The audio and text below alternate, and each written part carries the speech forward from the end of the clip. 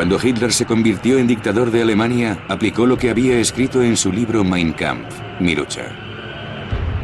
Una raza más fuerte dirigirá a las razas débiles, para que el impulso vital aplaste a los débiles y deje espacio a los fuertes.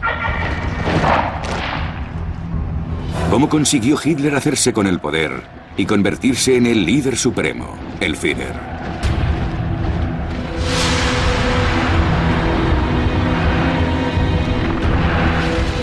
Apocalipsis, la ascensión de Hitler. El Führer. Nuremberg, 1929. El Congreso del Partido Nazi fue el verdadero comienzo de lo que el dramaturgo alemán Bertolt Brecht llamaría la irresistible ascensión de Adolf Hitler.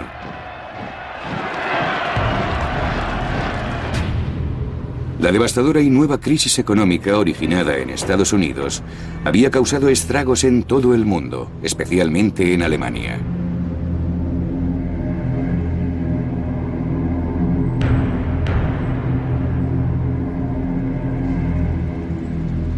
Una tras otra, las fábricas cerraron sus puertas y el número de parados alcanzó la sorprendente cifra de 6 millones.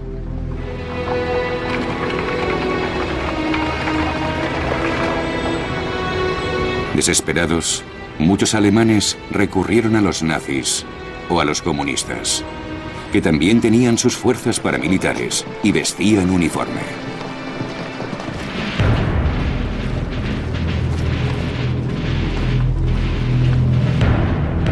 Los comunistas y los nazis chocarían violentamente en todas las elecciones que siguieron.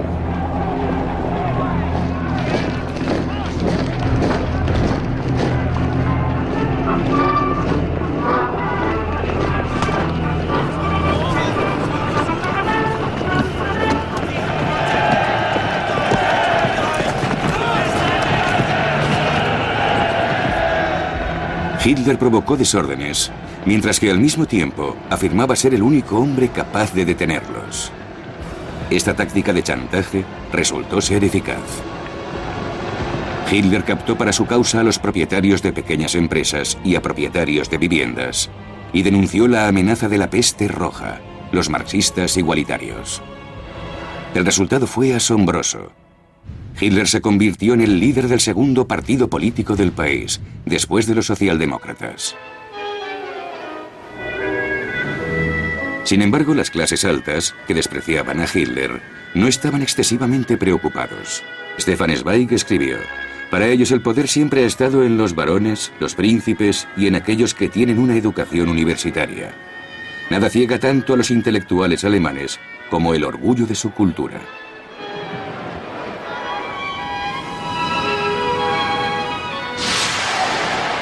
Y mientras continuaba la ascensión de Hitler, en solo un año llegó a dominar la extrema derecha de Alemania.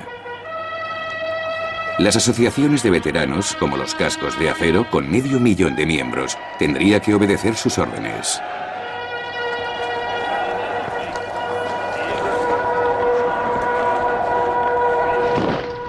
A pesar de su postura dominante, Hitler acababa de provocar un escándalo que podría haber acabado con él. Circulaban por la prensa rumores de un drama personal. Se había enamorado apasionadamente de su sobrina, Geli Robal, de 23 años.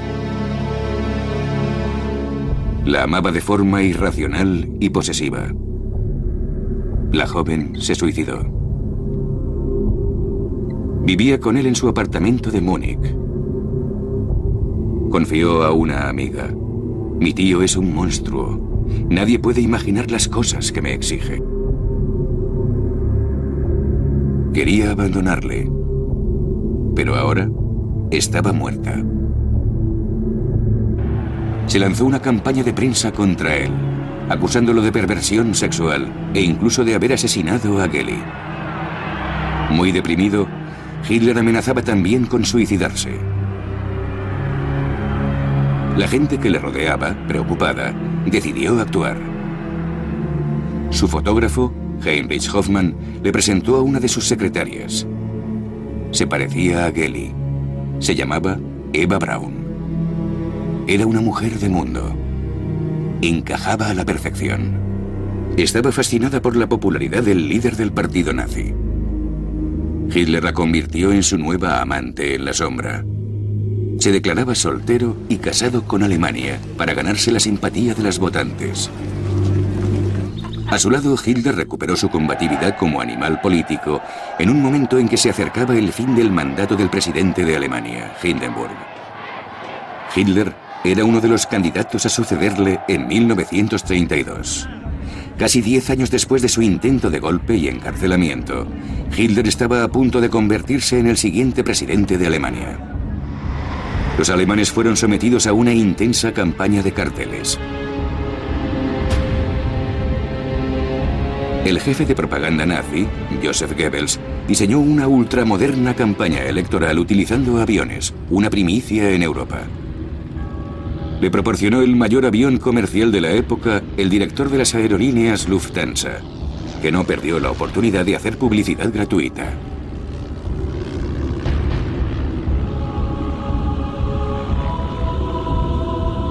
Hitler, llevando un casco de cuero, inició una gira por un centenar de ciudades alemanas, donde podía calibrar su popularidad.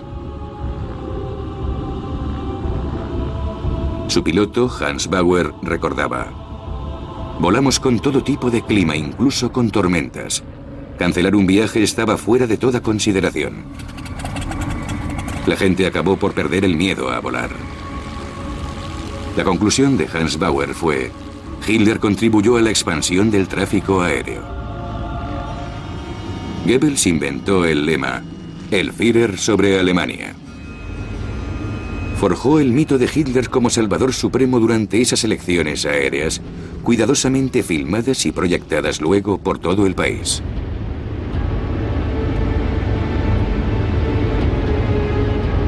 Pero Goebbels aún no podía relajarse. La campaña era muy costosa y los varones industriales desconfiaban de los métodos violentos de Hitler. Los nazis tuvieron que cobrar el equivalente a €1 a todos los que acudían a escuchar a Hitler. Eso no les desanimó, sino todo lo contrario. Un testigo, von Spauen, describió su reacción. De pronto sentí la mirada de Hitler en mí, y eso me afectó para el resto de mi vida.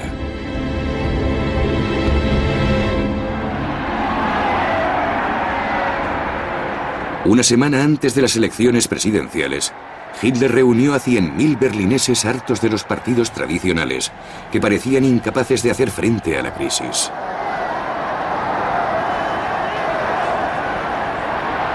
Jutta Rüdiger, de 21 años, estaba entre la multitud. No puedo explicar el estado en que nos sumió el desempleo. Realmente pensábamos que solo Hitler podía sacarnos de la miseria.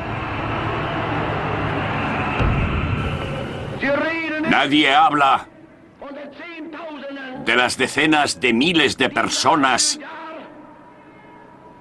que se asfixian cada año por la desesperación.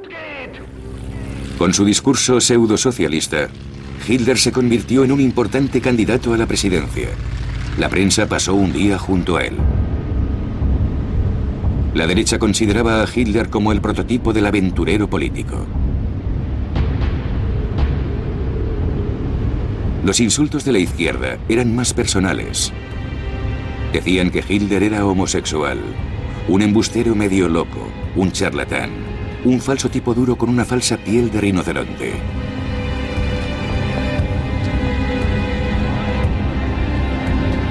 El presidente saliente, el mariscal Hindenburg, a pesar de ser un monárquico reaccionario, era apoyado por la izquierda. Esta paradoja reflejaba el creciente peligro del ascenso de Hitler, como recalcó su adversario más decidido, el líder de los socialdemócratas, Otto Wels. No debemos perder más tiempo. Debemos tener una sola idea, un solo objetivo: derrotar al fascismo hasta que haya sido borrado por completo. Luchad por la República, por la libertad y por los trabajadores. 10 de abril de 1932. Se anunció el veredicto. Hitler no sería presidente. 13 millones de alemanes habían votado por él. Un tercio del electorado. Era mucho, pero no suficiente.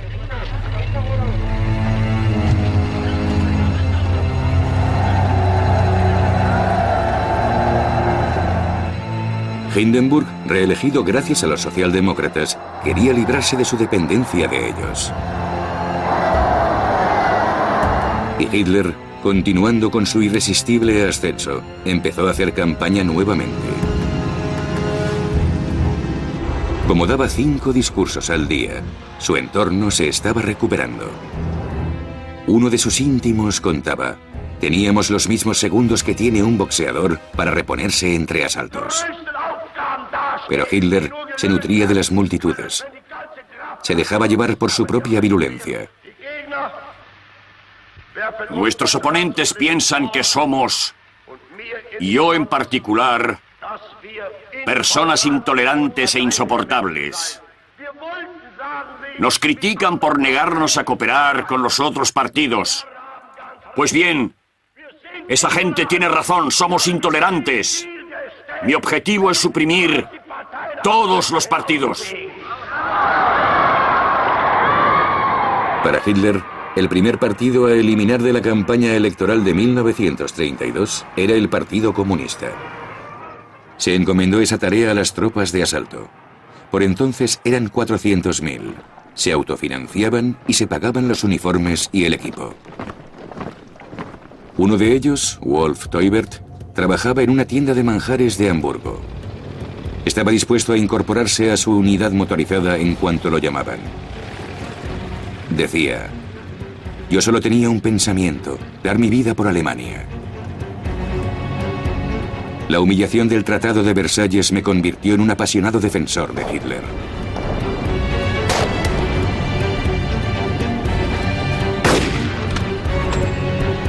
Había compañerismo, solidaridad y orgullo por nuestro uniforme. Nosotros, que nos sentíamos avergonzados de no haber luchado en la Gran Guerra por ser demasiado jóvenes, aprendimos de la experiencia de nuestros mayores. Julio de 1932, el verano sangriento de la campaña electoral. Las tropas de asalto SA, con la complicidad de la policía, provocaron batallas callejeras con los comunistas. Entre los comunistas hubo un centenar de muertos y gran cantidad de heridos. Muchos alemanes, agotados por el desorden y la impotencia del gobierno, aprobaban los violentos actos de los nazis. El resultado fue que 230 nazis fueron elegidos para el Parlamento. Hitler estaba ya a la cabeza del partido político más poderoso del país.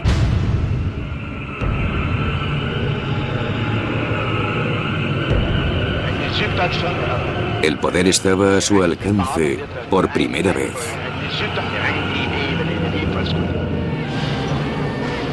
Pero la euforia dio inmediatamente paso a la decepción. El presidente Hindenburg se negó a nombrarle canciller, jefe del gobierno. Hindenburg le dijo a Hitler: ante Dios, mi conciencia y la patria, no puedo entregar el poder a un partido tan intolerante como el suyo.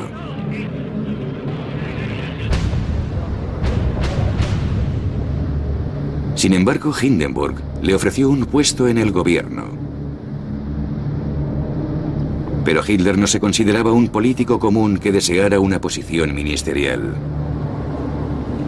Él quería todo el poder para establecer un estado totalitario.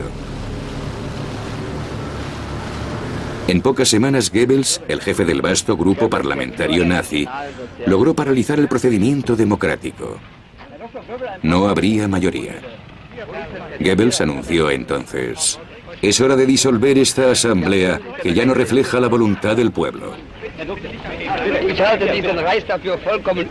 Habría que convocar unas nuevas elecciones, las terceras en un año. Tendrían lugar en noviembre. Hitler lo vio como otra oportunidad para obtener votos. Tuve la energía y la tenacidad para convencer al millar de seguidores del principio en 14 millones de votantes. Y conseguiré que lleguen a 20 y luego a 30 millones.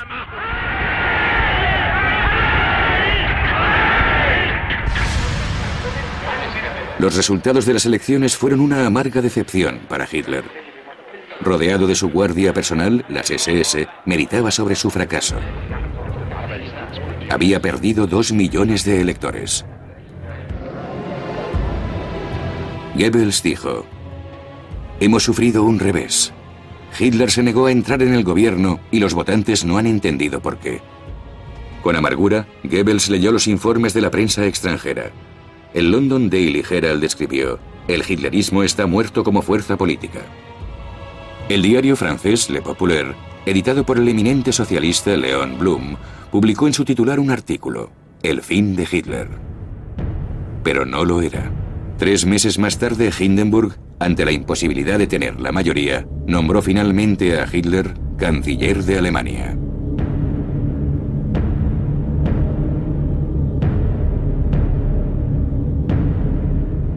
Sebastian Haffner, que estudiaba en Berlín, escribió: acabo de oír la noticia.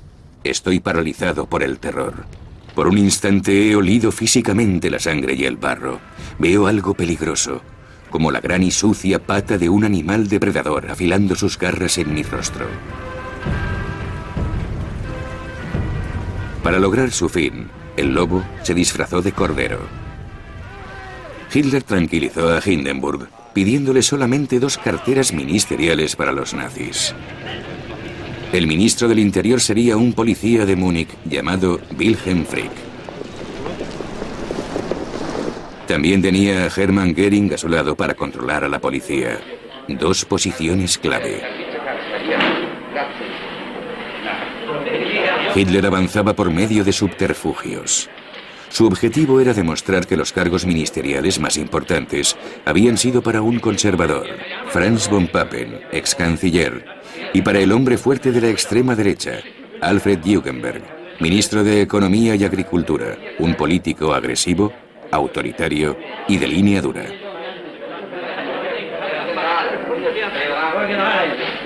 Hitler llamó a su gobierno el Gabinete de Concentración Nacional, para que pareciera más una coalición nacionalista que un gobierno predominantemente nazi. Este órgano reaccionario creía que podía controlar a Hitler.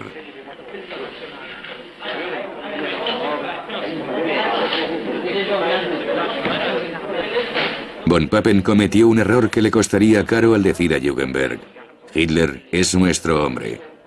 A lo que Jugenberg respondió: lo supervisaremos. Esa misma noche, el 30 de enero de 1933, en Berlín y en todas las otras grandes ciudades alemanas, Goebbels organizó un desfile de antorchas del grupo de veteranos del casco de acero, las SS, y de manera destacada iban las tropas de asalto SA.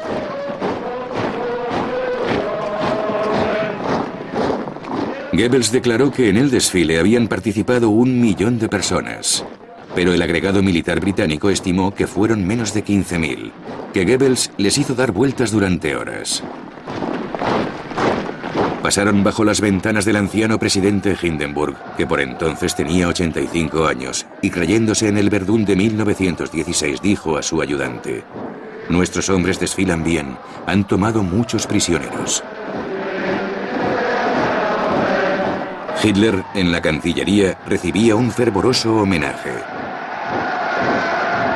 Louise Solmitz, maestra de escuela de Berlín, dijo: era una borrachera sin vino. Y añadió: oí gente que gritaba: muerte a los judíos, los cuchillos derramarán sangre judía. Goebbels concluyó: es como un cuento de hadas. En el Palacio de los Deportes de Berlín, Hitler pronunció su primer discurso como canciller. ¿Cuál era el plan de Hitler? El poder absoluto, pero por etapas. Todavía quedaban 200 comunistas y socialdemócratas en el Reichstag. Por lo tanto, el primer movimiento de Hitler fue disolver el Parlamento y convocar nuevas elecciones.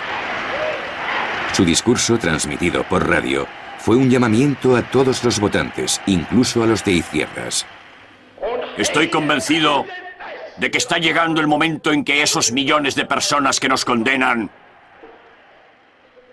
se unirán a nuestras filas y nos aclamarán por lo que hemos creado y conseguido con tanto esfuerzo. El nuevo Reich alemán, el Reich de la grandeza, del honor y la fuerza.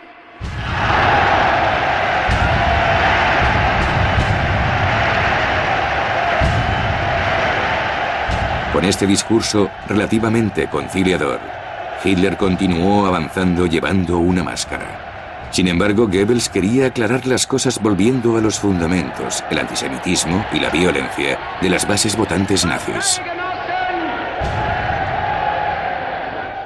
Si los periódicos judíos piensan que pueden intimidarnos con sus amenazas ocultas, será mejor que tengan cuidado. Nuestra paciencia tiene sus límites. Un día cerraremos sus sucias y embusteras bocas judías.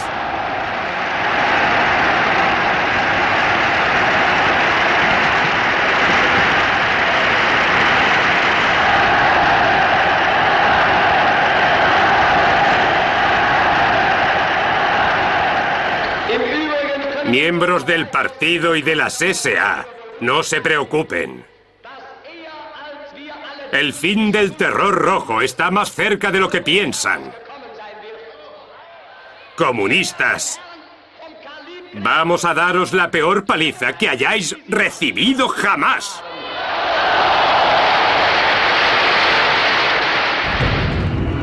Solo 2 semanas más tarde, en Berlín, el Gran Reichstag, el edificio del Parlamento alemán, ardió durante la noche. No quedó nada de ese poderoso símbolo de la democracia alemana.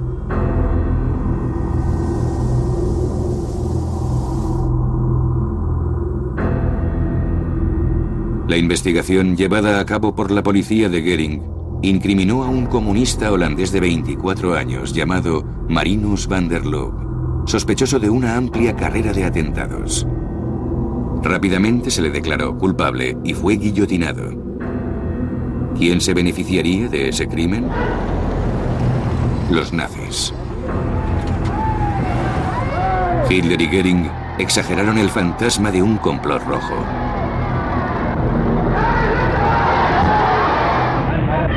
Göring había arrestado a 4.000 comunistas, incluyendo a los líderes.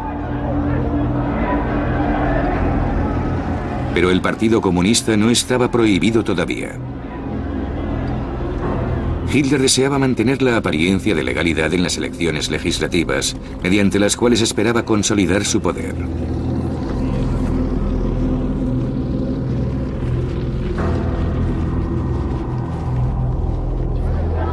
Los alemanes, hartos de campañas electorales y de desórdenes, vieron una nueva acción de las tropas de asalto por todo el país, para proteger a la población de ataques comunistas, como dijeron los nazis.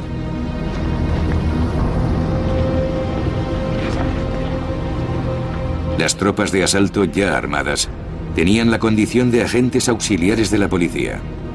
Por toda Alemania se aposentaron frente a las sedes de los partidos de izquierda y los sindicatos de trabajadores. Una vez más fomentarían la violencia, mientras Hitler seguía jugando con la baraja electoral para tranquilizar a un cada vez más agotado presidente Hindenburg.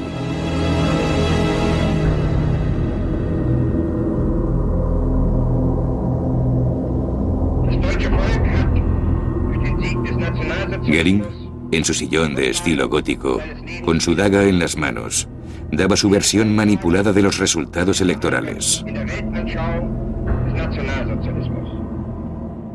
El 5 de marzo marca una gran victoria para un hombre y un movimiento.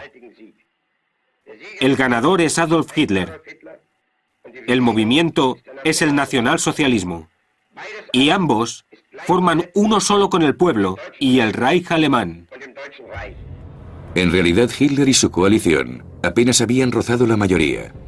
Aún con toda su propaganda y la intimidación de las SA, Hitler no había impedido que los comunistas obtuviesen un 12% de los votos. Invalidó las elecciones de los parlamentarios comunistas, los detuvo y los envió al campo de concentración de Oranienburg, cerca de Berlín, y al de Dachau, cerca de Múnich, que los nazis acababan de construir. Estos fueron los primeros campos que se abrieron en el año 1933. El número de presos políticos aumentó durante los primeros meses del régimen. El estudiante comunista Klaus Bastian recuerda: los guardias golpeaban a los prisioneros y nos empujaban hacia el agua helada. Siempre temíamos por nuestras vidas, día y noche. La versión de los nazis era que esos parlamentarios, altos funcionarios y dirigentes sindicales estaban siendo reeducados.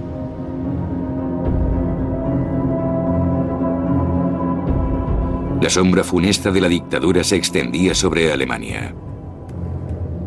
Como el Reichstag había ardido, Hitler había instalado el nuevo parlamento en el Real Teatro de la Ópera. Estaba rodeado por las SA y exigía poderes ilimitados. Los miembros comunistas se habían ido, la mayoría de ellos a los campos de concentración. Los 94 socialdemócratas que aún estaban presentes tuvieron el coraje de votar en contra de Hitler. Ellos también fueron arrestados y enviados a los campos o forzados a huir del país.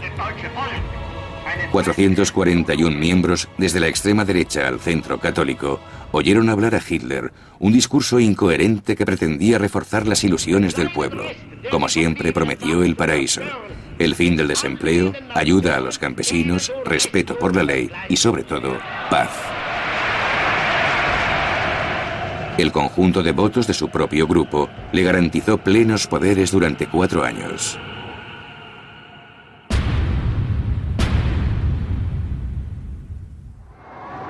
El presidente Hindenburg ya no podía oponerse a las decisiones de la Cancillería. Con el sonido de los aplausos, la democracia en Alemania murió.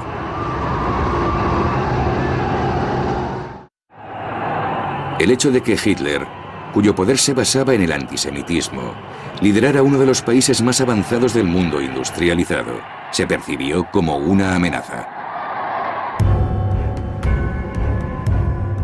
En todo el mundo había manifestaciones contra Hitler, como esta de Nueva York, que protestaba en contra de su barbarie,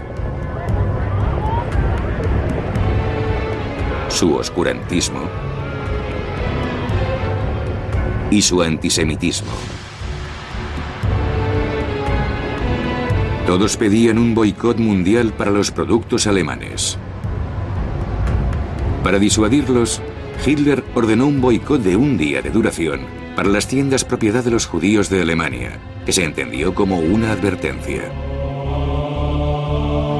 Los judíos de Alemania se horrorizaron al ver carteles de las SA que decían: ni un céntimo para el capitalismo judío, compren productos alemanes y los judíos son la causa de nuestra ruina. Fue el comienzo de la persecución.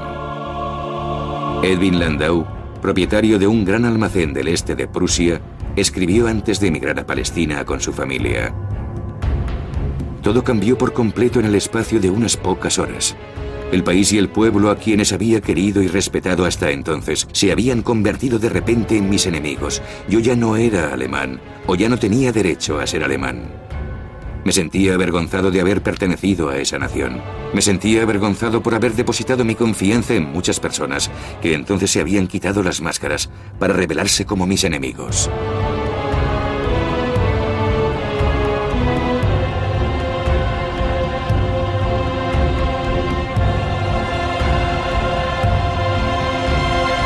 El antisemitismo contaminó las universidades. El nazismo pervertía las mentes de la gente, poniéndola en contra de la cultura moderna, imponiendo unas ideologías intolerantes y sectarias que llevaría a los estudiantes a la quema de libros. El líder socialista francés Léon Blum escribió: lo que se necesita en Alemania es que los comunistas y los socialdemócratas luchen unidos. Pero los socialdemócratas no estaban dispuestos, y en cuanto a los comunistas, Moscú les había dado sus órdenes. No os aliéis con los socialdemócratas, a quienes describían como socialtraidores.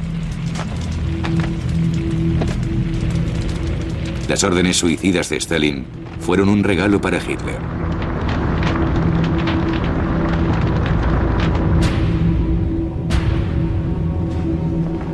Hitler suprimió los sindicatos y también declaró ilegal al Partido Socialdemócrata. SA y SS, Heil. Ante nosotros tenemos una era magnífica. Alemania ha despertado por fin. Hemos conquistado el poder. Ahora debemos conquistar al pueblo alemán. El pueblo alemán, por su parte, podía irse de vacaciones. A partir de entonces, el partido nazi era el único partido legal. Sus consignas antisemitas no parecían entusiasmar a mucha gente. En gran medida eran indiferentes a la suerte de sus compatriotas judíos, que después de todo, solo eran unos 500.000, menos del 1% de la población.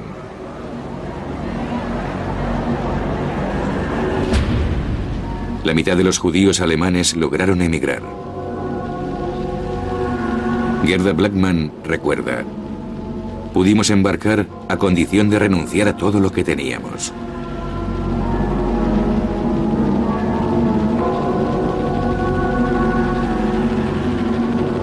Los judíos alemanes más pobres quedaron atrapados en Alemania. Fueron deportados a los guetos del este y luego exterminados en los campos.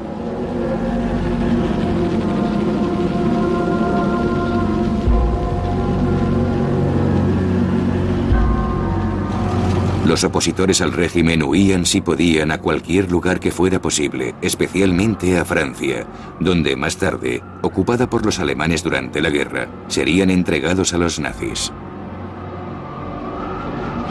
Muchos de los que no pudieron salir a tiempo, o aquellos que optaron por quedarse y continuar luchando, serían capturados y martirizados en los campos de concentración.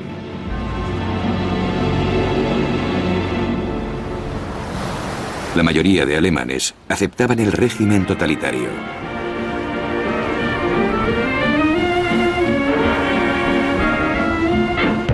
Algunos comenzaban el día izando la bandera de la esvástica, el emblema oficial de Alemania.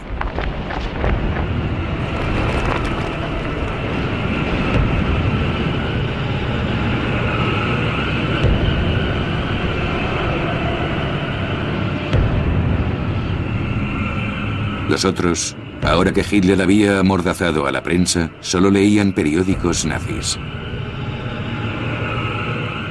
Sus hijas también aprenderían el saludo obligatorio. Sus hijos entrarían en las Hitlerjugend, las juventudes hitlerianas, donde perfeccionarían sus tendencias agresivas. En la escuela, los maestros enseñarían a los alumnos a manejar las armas.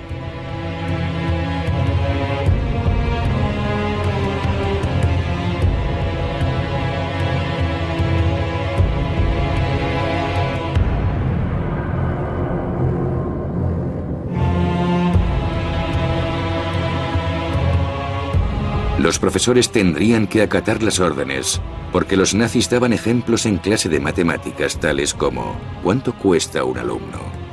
Una persona joven con discapacidad mental cuesta al Estado 1.800 marcos al año, un alumno promedio 320 marcos y un alumno brillante solo 125 marcos. Respuesta: la sociedad solo puede sobrevivir si sus ciudadanos son genéticamente sanos. Las hijas mayores se unirían a la BDM, la Bund Deutscher Mädel, la Liga de Jóvenes Alemanas. Entrenarían a las chicas para que fueran buenas esposas y tuvieran muchos pequeños soldados, que morirían en las últimas acciones de combate en Berlín.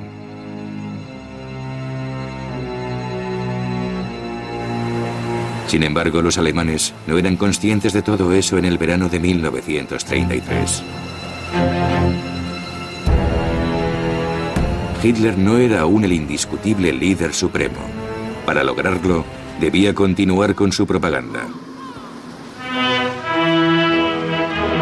Como en la película Victoria de Fe, que representaba el primer congreso desde la toma de poder del partido nazi, que ya era el único partido.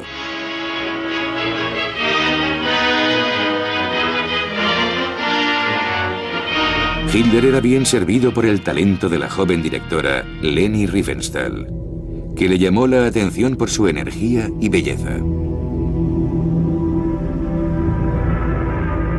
Con inteligentes encuadres y técnicas de iluminación, glorificaba al nuevo dios de una nueva mística, una mística de la raza, del líder, del poder y sus apóstoles, como el más leal de los leales, Rudolf Hess, uno de los redactores de las leyes contra los judíos. Como Joseph Goebbels, que había convertido la propaganda en un importante ministerio. Como Hermann Göring, que resucitaría la aviación alemana. Y como Ernst Röhm, jefe de esas hordas de fanáticos, las tropas de asalto. Nada hacía sospechar que la película sería prohibida un año después, porque Röhm, a pesar de que había sido cómplice de Hitler desde el fracasado golpe de 1923, sería acusado de traición. Tal vez porque estaba demasiado cerca de Hitler, o porque las SA eran demasiado grandes y era una fuerza que rivalizaba con el ejército.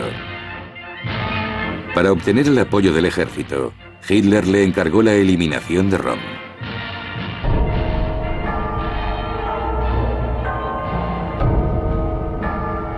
Todo comenzó el verano siguiente, cuando Hitler viajó a Italia para reunirse con Mussolini en Venecia.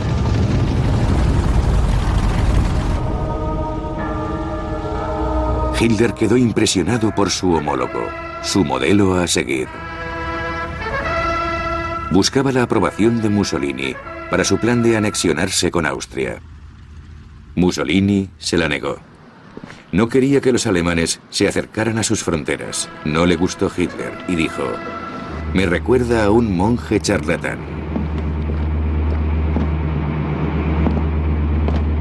Le llevó a recorrer Venecia deliberadamente, empezando por mostrarle su flota de acorazados, ya que Hitler no tenía fuerza naval.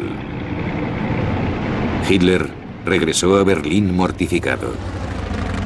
Entendía que hasta que no reconstruyera las fuerzas armadas, no podría llevar a cabo sus planes.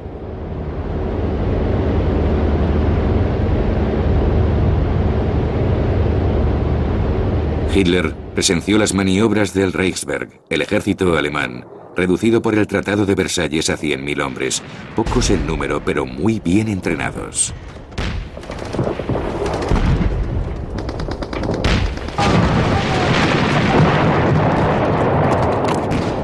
Hitler sabía que para hacer la guerra necesitaba generales, almirantes, oficiales competentes, estrategas y especialistas capacitados.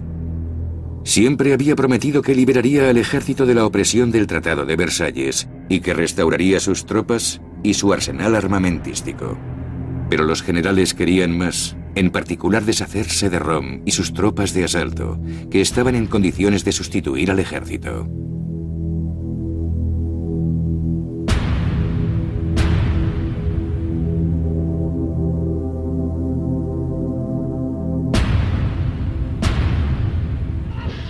Röhm también era duramente criticado por tener delirios de grandeza. Robaba protagonismo a Hitler. Los industriales estaban preocupados por su declaración. La revolución nacionalsocialista no ha terminado. Goebbels dijo: «Es un bolchevique disfrazado». Habían sido socios de delitos durante 15 años, pero la decisión de Hitler era firme: eliminar a Röhm, bajo el pretexto de que había planeado un golpe de Estado. Hitler eligió a sus verdugos: Himmler, jefe de las SS, Heydrich, jefe de la Gestapo, y Sepp Dietrich, ex carnicero que dirigía el cuerpo de guardaespaldas del Führer. Entre el 30 de junio y el 2 de julio de 1934, un período al que Hitler llamó la Noche de los Cuchillos Largos, las SS asesinaron a Röhm, a otros posibles opositores y a testigos molestos del pasado de Hitler.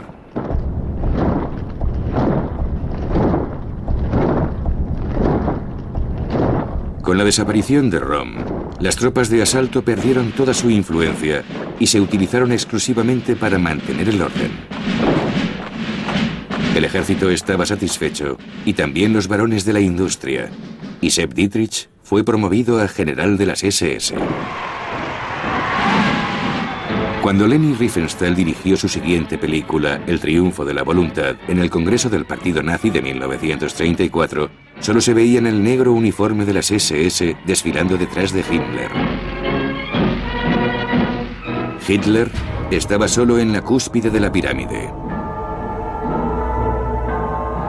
Un mes después de la noche de los cuchillos largos, el último presidente de la República, el mariscal Hindenburg, moría a los 87 años. La democracia estaba muerta y enterrada desde hacía mucho tiempo. El totalitarismo continuaba su implacable marcha. Hitler se convirtió en comandante de las Fuerzas Armadas. Su poder era absoluto. Todos los soldados debían hacer un juramento de lealtad. El Führer es nuestro líder y el líder del pueblo alemán es Adolf Hitler. Adolf Hitler!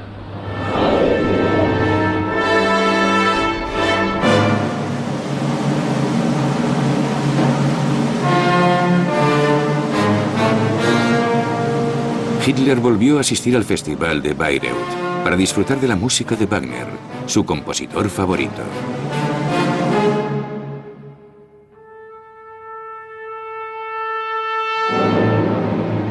La nuera del compositor, Winifred Wagner, que le había apoyado en sus difíciles comienzos, le dio la bienvenida como señor de Alemania.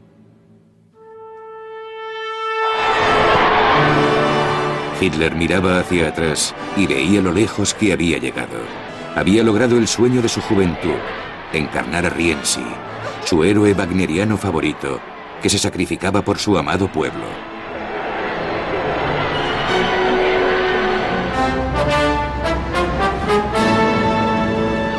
Hitler se apropiaría primero de los éxitos de la República Weimar, como las famosas autopistas, que se convertirían en muestra del régimen nazi.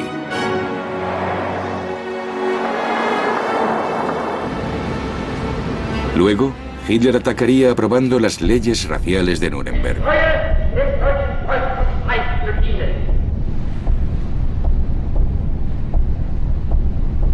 Quemaría las sinagogas hasta los cimientos durante el pogromo de Kristallnacht, preludio de la solución final.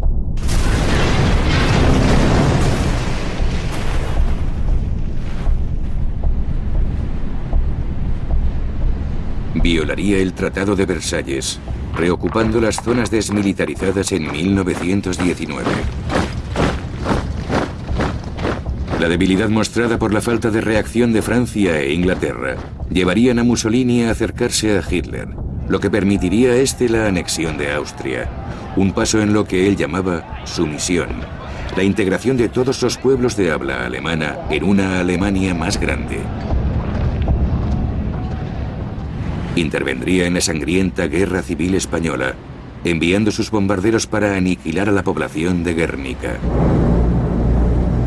asegurando la victoria de los fascistas de Franco sobre los republicanos españoles.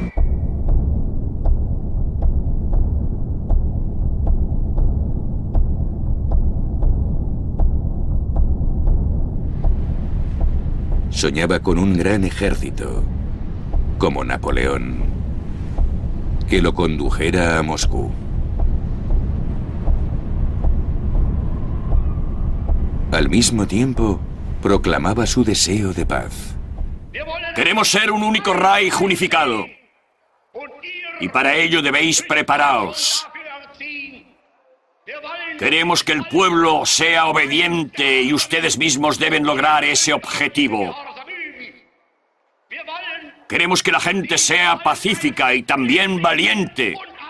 Pero aún siendo valiente, debe ser pacífica.